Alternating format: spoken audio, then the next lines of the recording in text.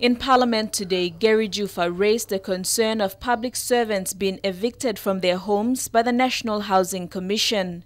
He asked Prime Minister Peter O'Neill if the government had any plans to properly house public servants, regulate rental rates, and review the 7 kina fortnightly housing allowances.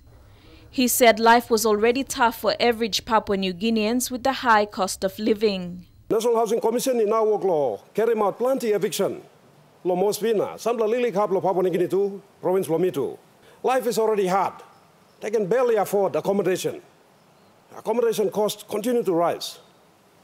Does the National Housing Commission, which is a government department serving the people of this country, does it have any plans to accommodate these public servants and other Papua New Guineans that it is displacing? In response, Mr. O'Neill said he would advise the Minister for Housing to put a stop to the eviction exercise. But if the evictions were necessary, they must be conducted in a humanely manner.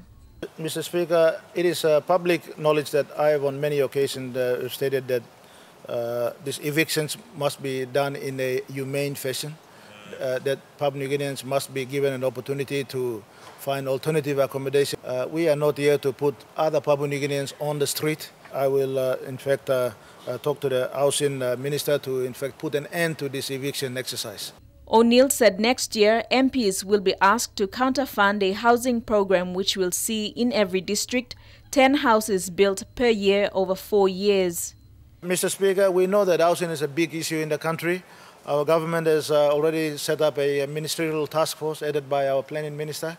Mr. Speaker, our aim is to also find land and develop land, and people can be given developed land for them to go and build their own houses.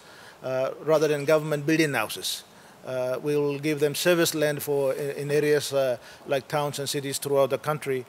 He said the government and the Public Employees Association were in negotiations and an announcement on the housing issue will be made once discussions are completed. Delhi Bagu, National MTV News.